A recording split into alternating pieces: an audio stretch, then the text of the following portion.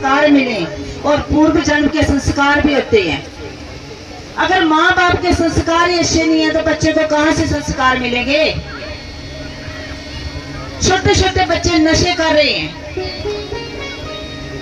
छोटे छोटे, जिस रास्ते पर उन्हें चलना है उस रास्ते से भटक गए, क्योंकि घर वालों ने उनको रास्ता नहीं दिखाया। और छोटे छोटे बच्चे जो मर रहे हैं, फांसी दे रहे हैं, व्यक्ति कोई भी मर रहा है आजकल, एक दूसरे को मार रहे हैं, काट रहे हैं, असुरी भावना व्यक्ति के भीतर में आ रही है।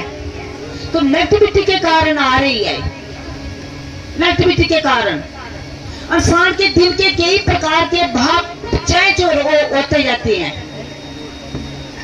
कई प्रकार का भाव उसके भीतर में आता जाता है।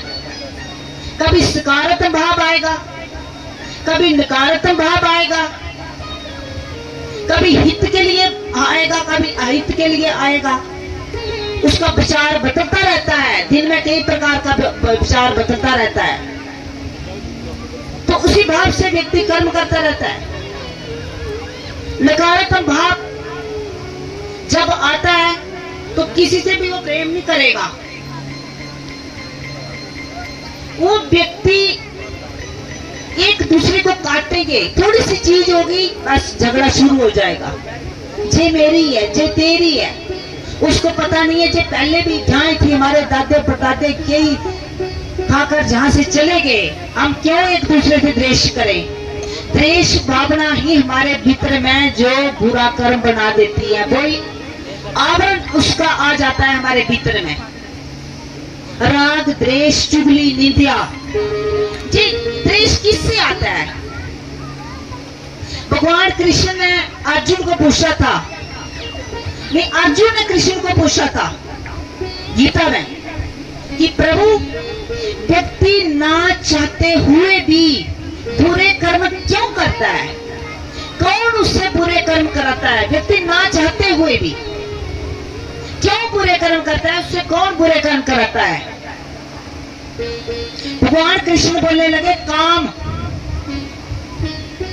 काम ही हमारे भीतर में जो बुरे कर्म कराता है। काम, जब कामना हमारे भीतर में आ जाती है तो कामना से द्वेष भी आ जाएगा, राग भी आ जाएगा उस चीज पर, कामना भी आ जाएगी, फिर उससे द्वेष बढ़ जाएगा, फिर उससे हम ये चीज मेरी है, जो ये ऐसा ऐसा है, उससे ही व्यक्ति भड़क जाता है, उससे बुरे कर्म कर जाता है। नहीं चाहते हुए व्यक्ति के साथ उसको मार देगा, उसको बुरे शब्द बोल देगा, कुछ भी बोल देगा उसके साथ। इसलिए काम, क्रोध, मोह, अहंकार जे हमारे शत्रु बताए हैं, जब व्यक्ति को खड्डे में डाल देते हैं, जब व्यक्ति को अधोगति में ले जाते हैं, तो इससे दूर रहने का तरीका है जप, जो हम आपको लोगों को देते हैं। जो जप करेगा, जप ही हमारे अंतःकरण को शुद्ध करेगा। जप से ही हमारे भीतर में कोमलता आएगी, पवित्रता आएगी, दयालुपन आएगी, दया आएगी, करुणा आएगी जप से। क्योंकि जप करोगे तो हमारे बुरे कर्म कटेंगे, बुरे विचार आएंगे नहीं। जब जप आप करते हो तो बुरे विचार आपके भीतर में आ भी जाते हैं, तो समझो कि वो आपने लाए नहीं, वो आ रहे हैं, वो निकल रहे हैं आपसे, आपके भीतर से बुरे विचार निकल रहे हैं। आपने चाहे नहीं, तो सोचा नहीं, मगर फिर भी आ रहे हैं, तो निकल रहे हैं। आप जप करते चलो, मगर जप लोग करते ही नहीं है, जप लोगों ने समझा ही नहीं जप क्या है। बस तांत्रिक धुनिया, फांडे, सत्संग इतने दिन का सत्संग चल रहा है, किसी को व्यक्ति को कोई व्यक्ति किसी को गाइड नहीं कर सकता, सही मार्ग नहीं बता सकता। कोई आए व्यक्ति क्या बोले, कहाँ जाना है, बोले जहां सत्संग नहीं बोलेगा, फांडा फुंडा होता है। क्योंकि जब हमारी बुद्धि में ऐसा विचार ही नहीं, ऐसा भाव ही नहीं, ऐसी सोच ही नहीं, तो फिर हम कैसे दूसरे को समझाएं?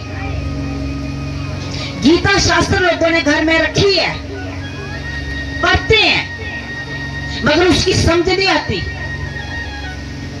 उसके असली तत्व को नहीं समझ सकते। उसके गीते का निचोड़ किया है, उसके स्तंभों पर नहीं चल सकते, उसका असली रस क्या है गीता का, वो क्या बोलती है, क्या चाहती है।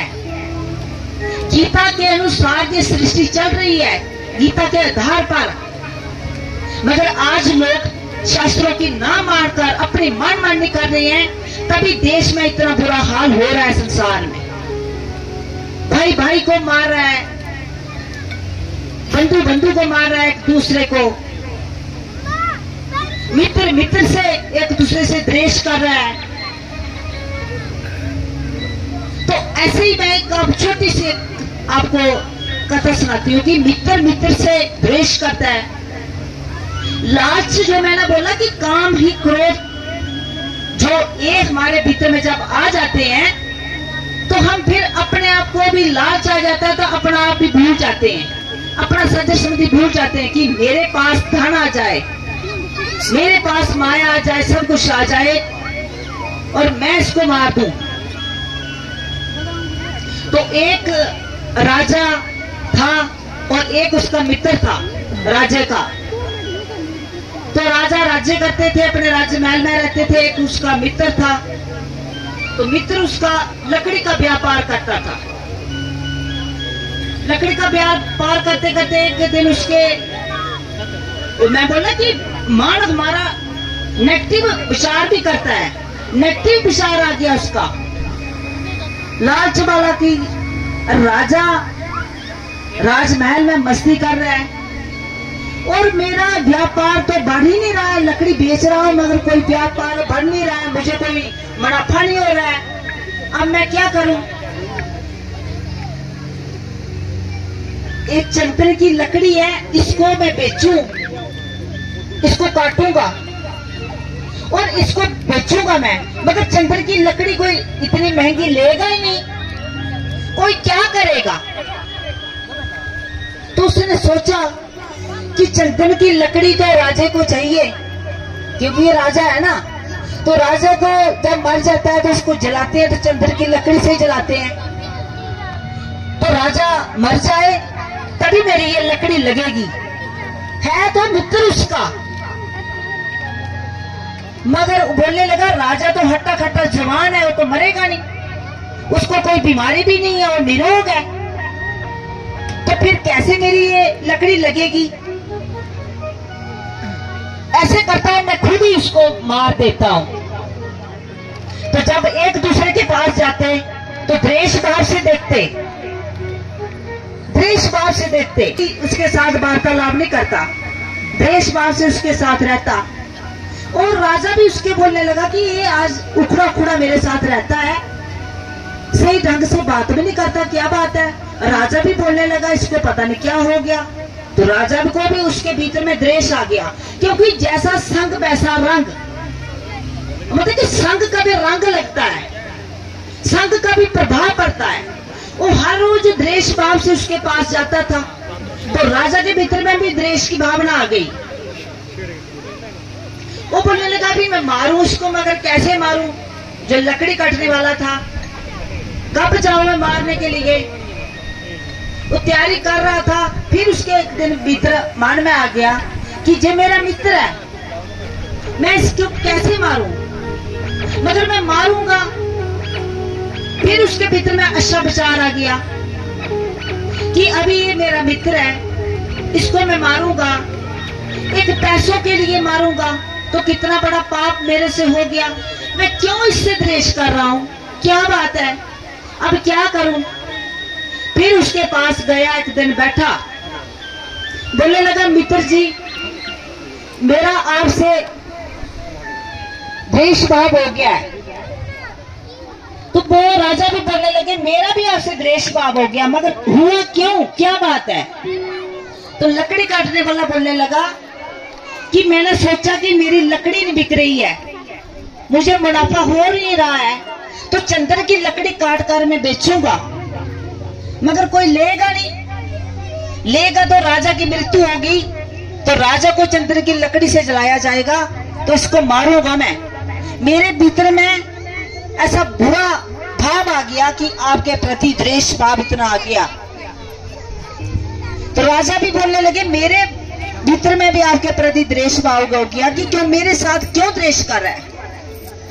तो दोनों बोले कि हम क्यों मित्र हैं, दोनों क्यों एक दूसरे से द्वेष कर रहे हैं, किस लिए कर रही है। जिया सब कुछ जहां ही पड़ा रह जाएगा तो साथ तो कुछ चाहिए ना, नहीं, मगर बुरा कर्म हमारा बन जाएगा।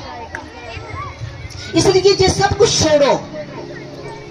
हम उसने बोला कि लकड़ी तेरी जब बिकेगी तुझे मुनाफा भी होगा, तेरी अच्छी मैं से एक महल खड़ा करता हूँ, चंद्र की लकड़ी बनाता हूँ। वो दोनों फिर से मित्र हो गए क्योंकि अच्छा सकारात्मक भाव आ गया उसके भीतर में, अच्छा प्रेम भाव फिर हो गया उनसे। क्यों तू इसलिए मेरे से द्वेष कर रहा था, तेरी लकड़ी भी बिकेगी, तुझे मुनाफा भी होगा, मैं एक महल खड़ा करता हूँ संतों के लिए, जहाँ मेरा जो नीचे खेत है ना, संतों के लिए एक कुटिया बनाता हूँ मैं चंदन की लकड़ी की, फिर संतों की सेवा हम करेंगे। बोला ठीक है। फिर उन्होंने एक चंदन की कुटिया बनाई और उसकी लकड़ी भी बिक गई, उसको मुनाफा भी हो गया और संतों की सेवा दोनों करने लगे। जब संतों का संग उनको मिल गया तो सत्संग में जुड़ गए दोनों, सत्संग में जुड़ के जप तप जब करने लगे तो राजमहल भी उसने अपने बेटे को दे दिया, परमात्मा को प्राप्त हो गए।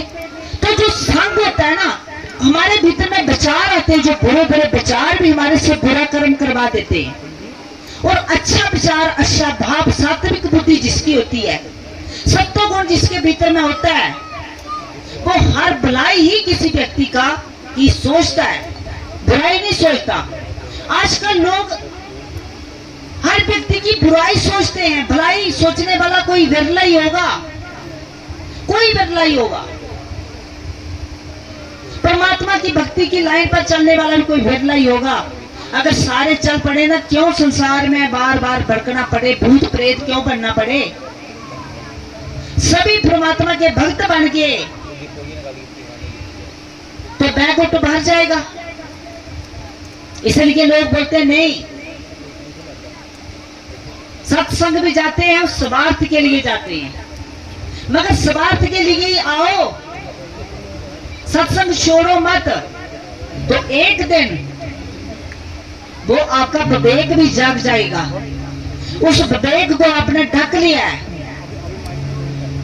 काम क्रोध मोह मोह मद अहंकार, इसके साथ विवेक हमारा ढक गया है।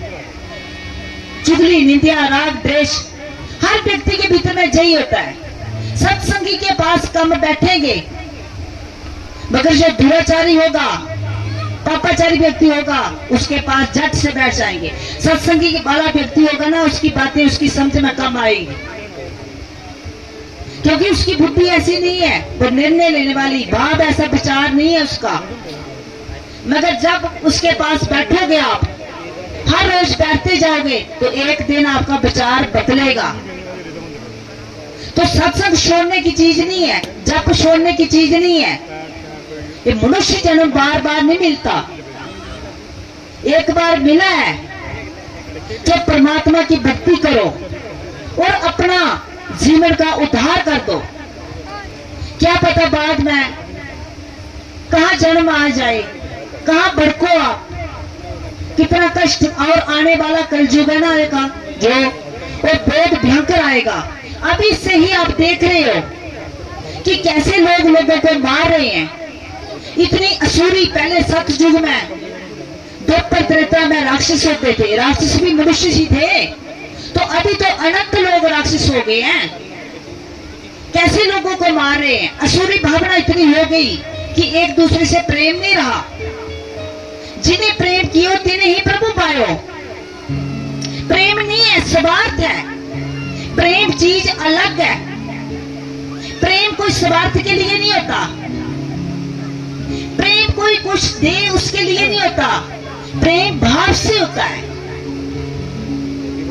भाव से उसके लिए प्रेम होता है। और गुरु के साथ भी जो प्रेम करता है, परमात्मा के साथ जो प्रेम करता है, तो उसको वो भी अपने भाव से उसके साथ प्रेम करते हैं। परमात्मा गीता में क्यों लिखा है, कृष्ण भगवान अर्जुन को क्यों बोलता है, क्योंकि मेरे हर प्राणी हर जीव मेरे प्रिय है। मगर जो मेरा भक्त है, वो मेरा प्रिय है, वो मेरी आत्मा है। हर लोग, हर जीव आत्मा ही परमात्मा का अंश है। परमात्मा का अंश है, आत्मा ही अंश है। आत्मा मरती मिटती नहीं है, मरता तो ये शरीर है। हर व्यक्ति, हर सबको पता है कि ये शरीर ही मरता है, आत्मा अजर अविनाशी है, इसका नाश नहीं है। मगर फिर भी हम पकड़े रखते हैं इसको। अपने शरीर का व्यक्ति को पता नहीं कि शरीर में कितने शरीर हैं, कौन सा मरता है। हमारे संस्कार नहीं मरते, हमारे गुण नहीं मरते, हमारे जो पापाचार किए हैं, दुराचार किए हैं, वो नहीं मरेंगे, वो हमारे साथ ही जाएंगे, वो मरते नहीं है। वो अगले जन्म में भी पैसा आपको भुगतना पड़ेगा। अगले बोलना कि पिछले कर्मों के अनुसार व्यक्ति कर्म करता है, तो जैसे अभी करोगे वैसा ही आपको अगला जन्म भी मिलेगा। सत्संग की तरफ हम कम जाते हैं, तत्व की तरफ, क्योंकि कुछ करना नहीं पड़ता। संसारी काम हम सुबह से शाम तक अनंत करेंगे, मगर जप 5 मिनट नहीं कर सकते हम। जप करने में हमें कष्ट लगता है, क्योंकि भाव ही नहीं है ना, वो संस्कार नहीं है, वो गुण नहीं है जो जप करवाते हैं।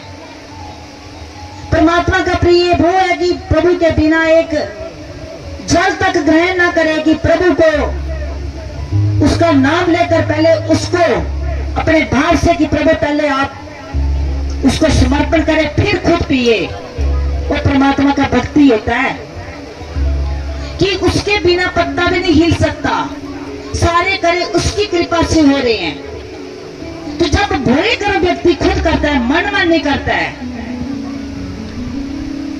तो फिर मनमानी आचरण जो होते हैं ना, हमारे बुरे कर्म हमारे लिए बना देते हैं। तो सभी लोग जो ठीक हुए हैं वो अपना हाथ खड़ा करें, खड़े हो जाए अपनी जगह पर थोड़ी देर के लिए। जो ठीक हुए हैं, इस माँ दुर्गा के पार से जो ठीक हुए हैं, हमने नहीं किए, माँ दुर्गा ने किए। हमें पता ही नहीं है कि आप लोग कैसे ठीक हो रहे हैं। आप दुखी आते और रोते रोते बोलते हैं कि हम बीमार हैं, सिर्फ वार्तालाप हम करते हैं, आप लोग बोलते हैं हम ठीक हो गए। तो करती करती हमारी माँ दुर्गा है, वो ही कर रही है। हम तो माध्यम खड़े किए।